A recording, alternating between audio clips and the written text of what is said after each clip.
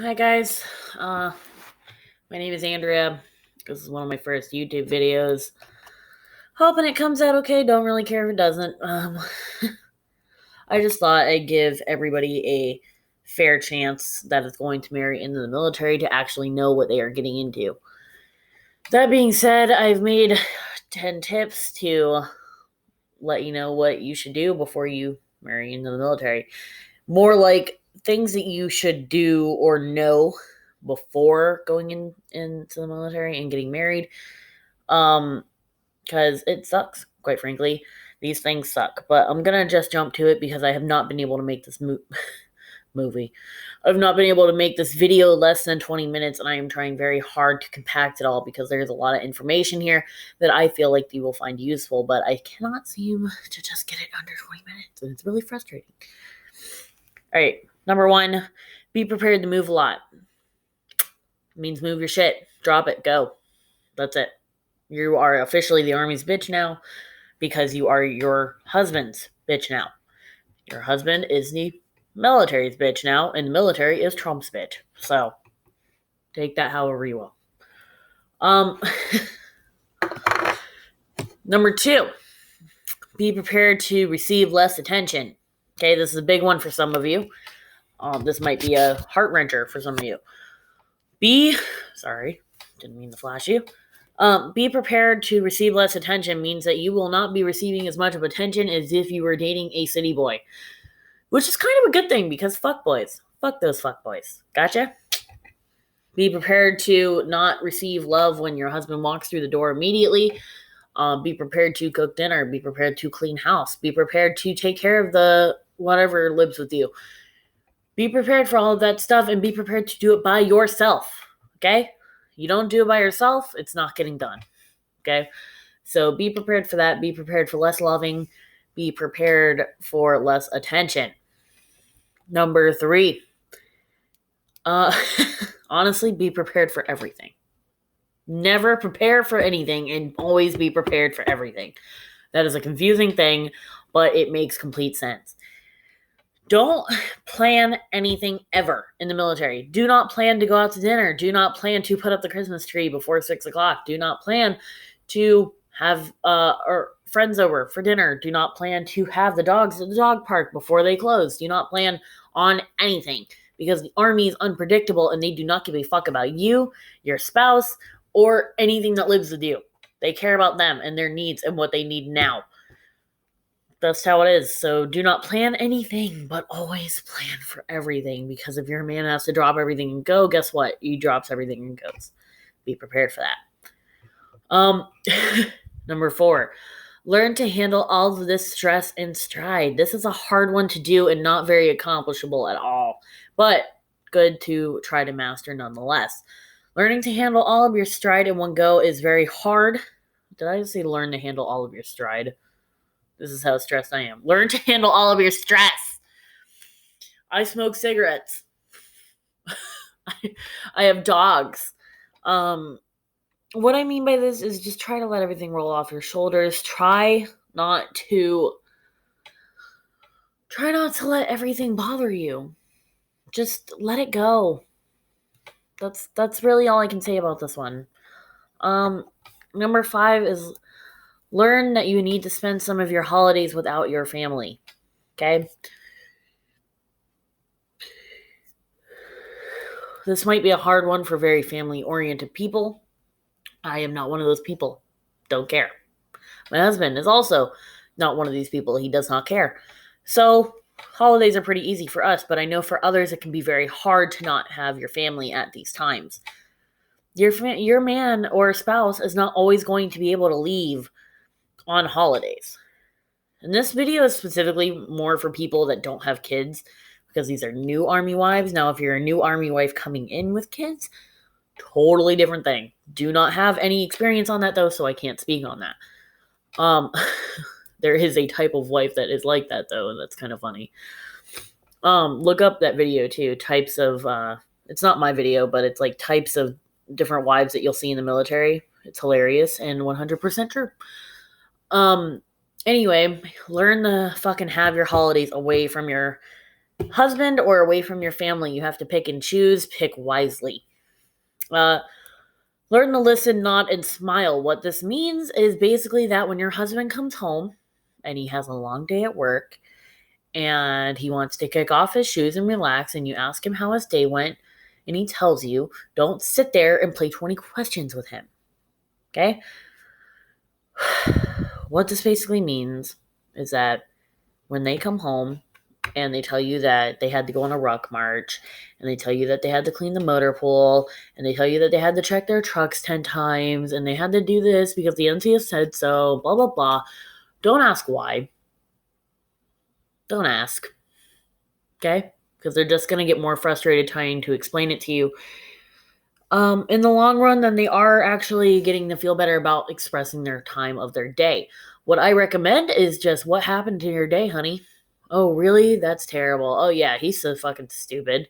Whatever. Fuck Jim. Stupid Jim. Yeah, that's it. That's it. They will ultimately feel more accomplished in the end, I promise. Don't try to sit there and do that, because we do the same thing. Like when Sarah wore the same fucking sweater at the office for the ugly Christmas, whatever. Fucking Susan and Sarah. Fuck those bitches. But learn to listen, nod, and smile. That is the best way to cope and to do it quickly. This is why my video ends up being 20 minutes long. It's because of number 4. Try not to complain as much, okay? Try not to complain as much. This is actually not number 4. It's 6, 7. It's number 8. Yeah, it's number 8. Try to be more understanding. No. Try not to complain as much. Whatever the fuck number it is. Try not to complain as much, okay? What I mean by this is, do not complain about everything and anything. It is annoying to me and to your significant other. It is annoying. Do not complain that the dishes are still in the sink the second that your spouse walks through the door. Do not complain that the dogs need to be taken out the second the spouse walks through the door. Do not complain about everything and anything the second your spouse walks through the door. You shouldn't do this to anybody. You should not do this to anybody. I used to hate this when my grandparents did it to me. The second I'd walk through the door, Andrea, go clean your room. Andrea, do the dishes. Andrea, do this. Andrea, do that. I just walked through the door. I just want to relax. Give me fucking 20 minutes. And then bitch at me. My husband is not like this. When he comes home, I let him do whatever for at least an hour, and then I grace him with my presence. And I'm like, hello, babe, how was your day? Do you need to take a shower? What can I do for you? Can I make your day any better? And then when he tells me to shoot him, I just go grab the gun. It's fine. Really, our relationship's perfect. Try to be more understanding when it comes to these kinds of situations. This is number whatever the fuck. Try to be more understanding. What I mean by this is be more sympathetic to their needs. If you just got home from a 16-hour shift and you had people bitching at you the whole time, you are not going to like when you come home. You're going to be cranky. You're going to want to take a shower, maybe a hot bath, whatever you have. Why am I talking like this? The point is that try to be more understanding towards your significant other in their situation, because they just had to go get yelled at and worked all day in the hot sun or in the cold or in the rain, whatever they had to do. They did an hour of PT in the morning, which if you did, you would die.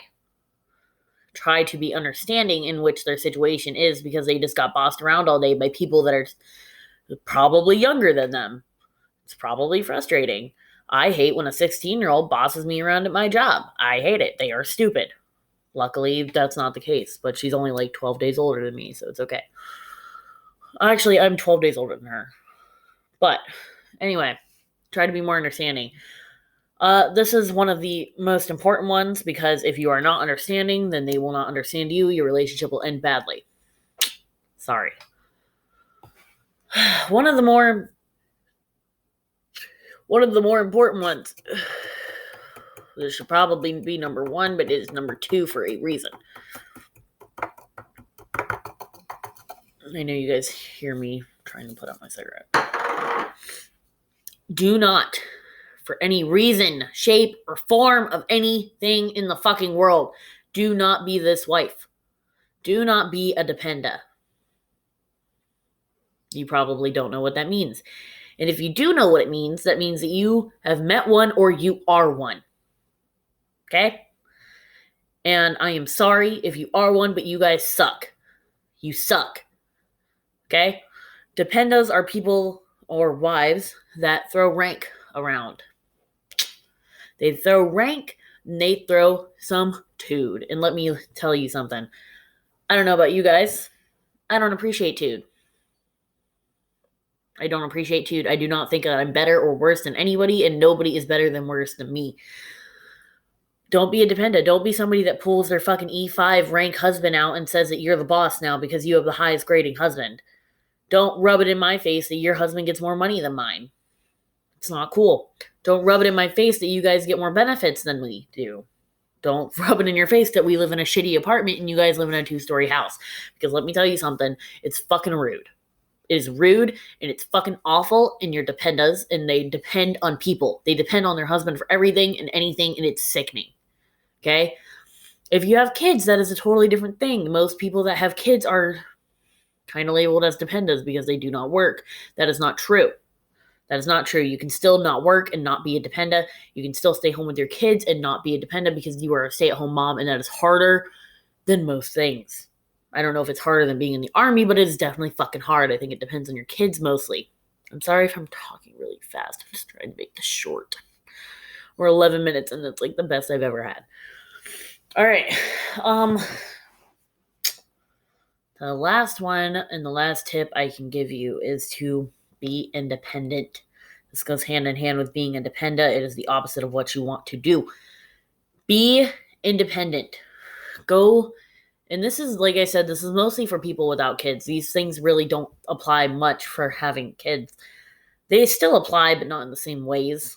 Like the dependa thing, it's not really that much. And the getting less attention thing, your kids deserve more attention than you do. Don't be independent, or don't be independent. Be independent. Go out, get a job. It'll help you. I promise. It'll take your mind off of all the things that you are not getting, like attention. Okay? Get a job, get a dog, do something.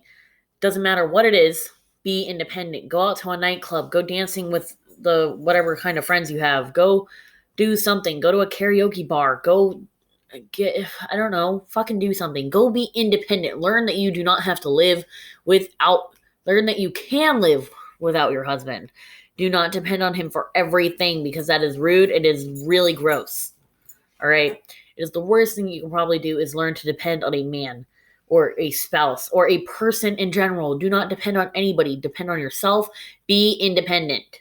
That is the most important thing that I can tell you in the military. When they're in the military, you are mostly by yourself. You are mostly a loner. And to handle that, you need something to do, which is not, by the way, cheat on your husband, which I've seen 1,000 times. I haven't even been married that long, and I've seen it so many times. In JRTC, when my husband went away for about 2 months, maybe, longest he's ever been away. I'm graced with that.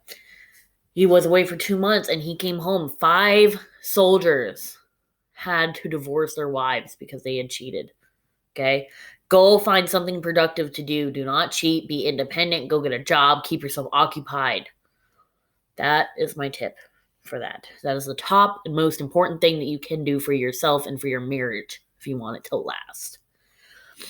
So, just to recap, be prepared to move. Be prepared to receive less attention. Prepare for anything and everything, or do not be prepared for anything. Learn to handle it all in stride. Learn to handle all that stress and go dispose it in a healthy way.